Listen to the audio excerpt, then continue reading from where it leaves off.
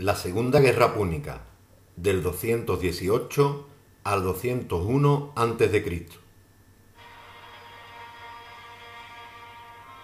Tras la derrota de Cartago en la Primera Guerra Púnica y la pérdida de las posesiones italianas, el general cartaginés Amílcar Barca reorienta la política expansiva de Cartago hacia la península ibérica, con el fin de obtener recursos humanos, materiales y económicos. Tanto él como su yerno Asdrúbal y su hijo Aníbal consiguen someter a una mayoría de pueblos celtíberos y dominar el sur y este peninsular hasta el río Ebro. La toma de Sagunto, ciudad aliada de Roma, pero situada al sur del Ebro por parte de Aníbal, desencadenará el segundo conflicto entre Roma y Cartago, que tendrá lugar entre los citados años 218 y 201. Aníbal, siendo consciente de la superioridad naval de Roma, decide cruzar por tierra los Pirineos y los Alpes para así llegar a la península itálica y posteriormente acabar con Roma. Para ello, forma un poderoso ejército con ayuda de elefantes y se lanza a tal empresa. Mientras, en la península ibérica, deja otro gran contingente al mando de su hermano Asdrúbal, que le serviría de base de aprovisionamientos y hombres.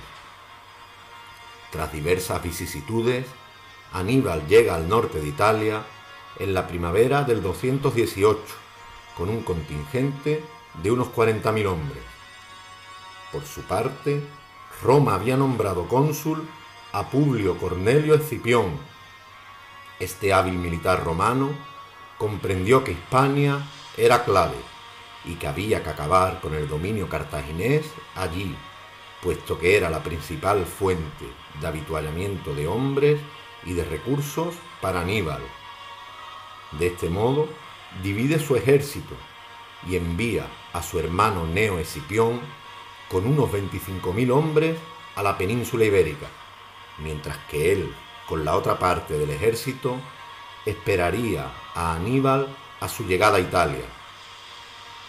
Concretamente, el primer enfrentamiento se producirá en el margen izquierda del río Po, junto al Tesino. La caballería cartaginesa venció a la rumana, resultando herido el propio Publio Escipión, que tuvo que huir, atravesar el Po y esperar a los refuerzos del otro cónsul, Sempronio Longo. En el margen derecha del Po, en el río Trebia, se encontraron Escipión y Sempronio. Este último, deseoso de acabar con Aníbal y ávido de gloria, tomó el mando de las operaciones. La batalla de Trebia terminó con una sonora derrota del ejército romano, que tuvo que refugiarse en el interior de Piacenza. De esta forma, Aníbal se hizo con el control del norte de Italia, recibiendo además el apoyo de algunas tribus galas e italianas, lo que le permitió aumentar su ejército. En el 217, Roma designa cónsul a Gayo Flaminio, que pretende emboscar a Aníbal en Arexo. Sin embargo, Aníbal sortea la emboscada atravesando una región pantanosa. Flaminio decide perseguirlo y aquel, paradójicamente, termina emboscado en el lago Trasimeno. El mismo cónsul morirá en la batalla. Tras esta, ya nada se interponía entre Aníbal y Roma. La capital se encontraba atemorizada ante la posibilidad de la llegada de Aníbal. Este, en contra de la opinión de sus generales, consideraba que el asedio de Roma era inviable, puesto que no disponía de la infraestructura adecuada para sitiar Roma. Además, dicho asedio podía causar un gran número de bajas entre sus hombres, por lo que pasó de largo y siguió hacia el sur, buscando quizá el apoyo de las ciudades griegas del sur y con ello aumentar sus recursos humanos y económicos. Mientras, los romanos aprovecharon la indecisión de Aníbal para formar otro poderoso ejército. Se estima que unos 80.000 hombres salieron al encuentro del ejército cartaginés. Hacia el verano del 216 tuvo lugar el enfrentamiento en la llanura de Cannas, en el sudeste de Italia. La superioridad romana era aplastante en el número de hombres, pero el resultado de la batalla fue inesperado. Al frente del ejército romano se encontraban los cónsules Terencio Varrón y Lucio Emilio Paulo, responsables de una de las más humillantes derrotas del ejército romano. Aníbal aplicó magistralmente una táctica de tenaza que envolvió por los flancos al ejército romano, sorprendiéndolo por completo y causando una multitud de muertos y de prisioneros, según algunas fuentes, unos 60.000 hombres. El propio Lucio Emilio Paulo murió en la batalla. Tras ella, algunas ciudades se aliaron con Cartago como Siracusa y Tarento. También se sumó a la alianza Filipo V de Macedonia. Roma, por su parte, se preparaba para una inminente llegada de Aníbal a Roma.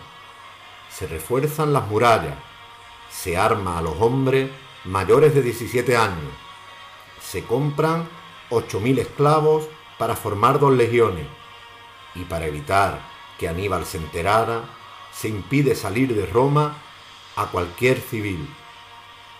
Tras Cannas se elige cónsul a Fabio Máximo, que ya anteriormente se había enfrentado a Cartago y que era el creador de la conocida como táctica fabiana, consistente en torpedear las acciones de Aníbal, hostigando a sus ejércitos y destruyendo los campos de cultivo.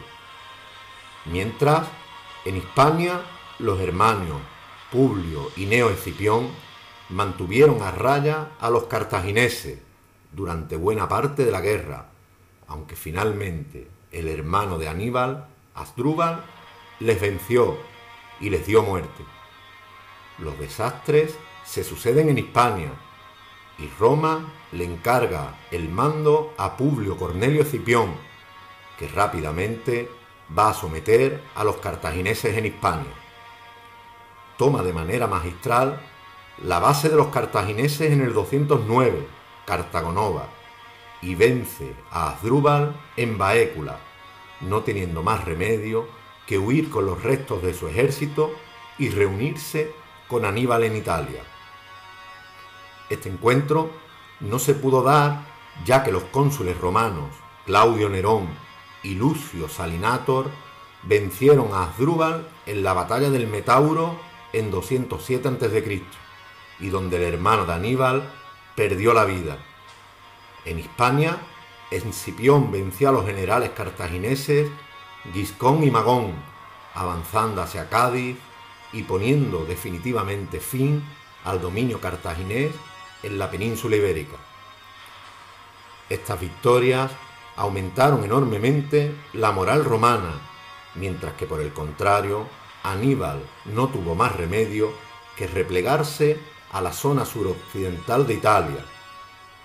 En el 204 a.C., Escipión desembarcó en África y pactó con Masinisa, rey de Numidia, que había sido despojado del trono por su rival Sifax.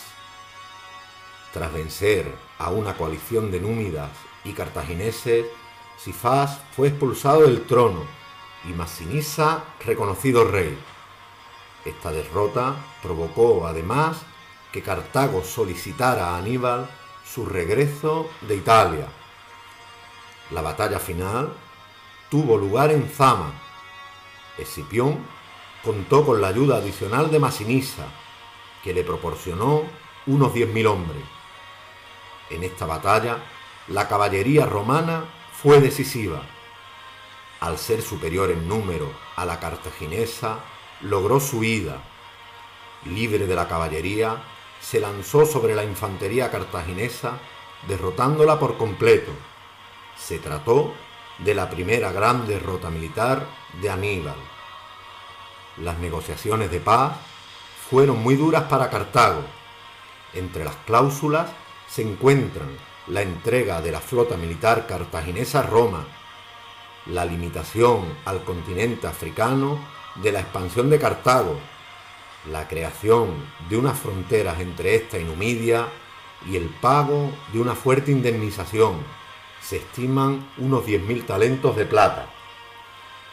El final de la guerra provocó el declive de Cartago, que pasó a ser una potencia de segundo orden. Por el contrario, Roma dio un paso crucial para convertirse en la zona con más influencia del mundo conocido, gracias al poderío y prestigio alcanzado tras derrotar a Cartago.